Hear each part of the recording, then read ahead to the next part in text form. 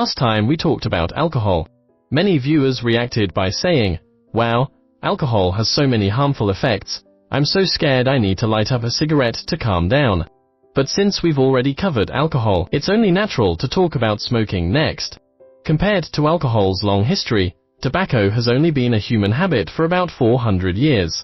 In the grand timeline of human history, few behaviors have spread as widely or caused as much comprehensive harm to the body as smoking. Tobacco belongs to the nightshade family, a group of plants known for often being toxic. Many contain alkaloids, like datura and belladonna. As regular listeners of my show know, alkaloids are substances that can affect our minds. The alkaloid in tobacco, of course, is nicotine. Initially, tobacco was a regional thing, popular only in the Americas. After Columbus discovered the New World, many mysterious plants from the Americas were brought to Europe, like the coca plant, which we've talked about before as the source of cocaine. The Americas are a fascinating land, producing many plants with strong psychoactive and addictive effects. We've also mentioned hallucinogenic plants like peyote and certain mushrooms. Back to tobacco. In the 15th and 16th centuries, Spanish and Portuguese colonizers spread tobacco worldwide. It entered China during the Wanlai era of the Ming Dynasty, 1573–1620. Fast forward to today, and China, as the world's most populous country, unsurprisingly also has the most smokers. When a cigarette is lit, the white smoke that rises contains over 7,000 different chemicals. Of these, 250 are confirmed to harm the human body, and 70 unknown carcinogens. Let's go over the most important ones. First and foremost, nicotine. The main culprit behind tobacco addiction. Nicotine is a stimulant. It speeds up your heart rate, raises blood pressure, and activates the brain's reward system, increasing dopamine levels. You might not realize just how addictive nicotine is. It's stronger than many illegal drugs, surpassed only by heroin and cocaine. That's why quitting smoking is so hard. For many, it's not a matter of willpower, it's that nicotine is just that addictive. You might quit temporarily, but the relapse rate is sky high. While no studies have proven nicotine itself causes cancer, research shows it can aid tumor metastasis. But honestly, among cigarettes' harmful substances, nicotine is small potatoes. Next up, tar. This is a broad category, the brown, sticky gunk that collects in the filter. It's packed with toxins, like formaldehyde. Remember how we talked about acetaldehyde in the alcohol episode? Well, formaldehyde dissolved in water is called formalin, the stuff used to preserve dead bodies. It's also a Class 1 carcinogen. Tar also contains tons of aromatic compounds, like the infamous benzopyrene, a potent carcinogen also found in grilled and smoked foods.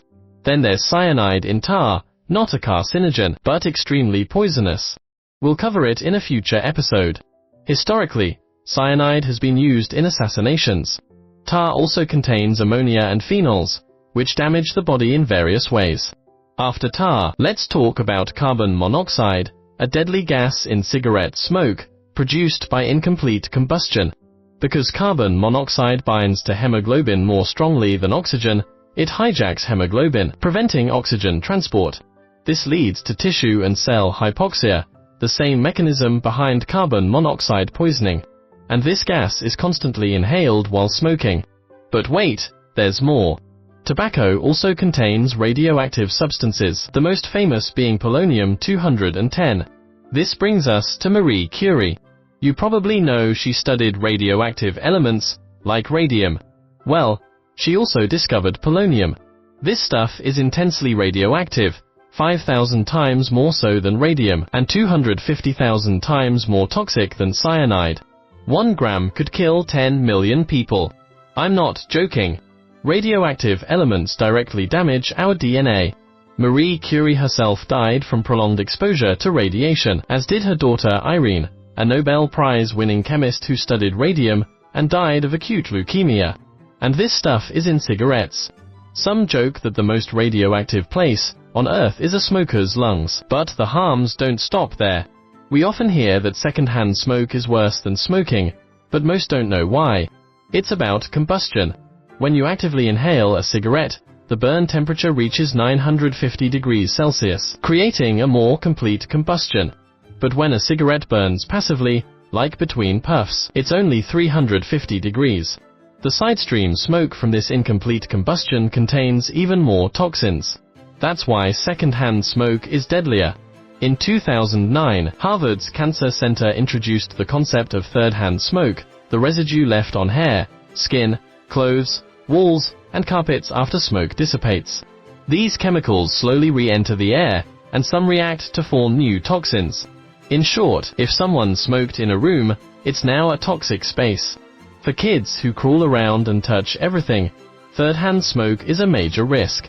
By now, you should have a solid grasp of tobacco's dangers. But here's the paradox: research on these harms began as soon as cigarettes existed. Much of this was known decades ago. So why are there more smokers than ever? Who's misleading people? If you ask smokers how they started, many will say it seemed cool or mature. Last century, Hollywood stars glamorized smoking on screen, suave, cigarette in hand, exhaling clouds of allure. Over time, smoking became less about addiction and more about cultural identity. If it were just addiction, how would new smokers push through the initial coughing fits? In 2008, Hollywood was exposed for colluding with tobacco companies to craft this image for over 50 years. Many on-screen smoking moments were deliberate propaganda. As smoking surged in the 20th century, so did global lung cancer rates. Tobacco companies knew but couldn't abandon such profits, so they played the culture card, sidestepping science. Today, this cultural wave dominates. From Shanghai gangsters to cinematic rebels lighting cash on fire to smoke, these images perpetuate the idea that smoking is a rite of passage, a symbol of control. But here's a statistic that shatters that illusion: smoking has zero connection to charm or power. In fact, it's becoming a marker of lower socioeconomic status. Over the last 20 years, smoking rates plummeted in developed nations. By 2030, over 80% of global tobacco deaths will be in low and middle income countries. In China, urban smoking rates are 49%, rural 55.4%. Among men, those with middle school education smoke at 61.3% versus 41.9% for college grads. For women, it's 4.8% versus 0.9%. The trend is clear: lower education, higher smoking rates. This isn't about discrimination, it's about recognizing that smoking doesn't signify power. It's becoming a badge of poverty. Mark Twain once joked, "Quitting smoking is easy, I've done it 100 times." We all get the subtext: quitting is brutally hard. So let's skip the academic talk and get practical. First, smoking isn't just a bad habit, it's a disease. The WHO classified tobacco dependence as a chronic illness long ago. Hospitals even have specialized cessation clinics, usually in respiratory departments, and effective medications. But few know this, and even fewer are willing to pay for treatment. That's bizarre, because cold turkey quitting has under a 3% success rate. Why? Because you are fighting three battles at once: physical dependence, habit dependence, and psychological dependence. Physical dependence is the easiest to tackle. Nicotine's grip is fierce. It hijacks your brain's reward system, flooding it with dopamine. When you quit, dopamine plummets, leaving you irritable and depressed. But here's the good news: withdrawal peaks in 3 days, eases after a week, and soon you'll rediscover the clean, vibrant sensations of childhood. The air will smell sweeter. Life doesn't lose joy after quitting, it regains it. Habit dependence is trickier. Maybe you always smoke with coffee, or after meals. These routines trigger cravings long after nicotine leaves your system. To break them, ditch all smoking gear, lighters, ashtrays, everything. Wash or replace smoke-infused clothes. Avoid high-risk settings like bars. If unavoidable, practice saying, "I quit." Use substitution. Replace post-meal smokes with water or deep breathing. Then there's psychological dependence, the voice whispering, "One cigarette won't hurt." This cognitive dissonance is deadly. You'll rationalize, "Life's hard, I deserve this." But that pain is the cigarette's doing. To combat this, arm yourself with knowledge about tobacco's harms. When cravings hit, observe them like a scientist. Mindfulness meditation can dissolve urges by detaching you from the impulse. Finally, e-cigarettes. They are less harmful than cigarettes but still risky, especially for teens, as they are a gateway to nicotine addiction.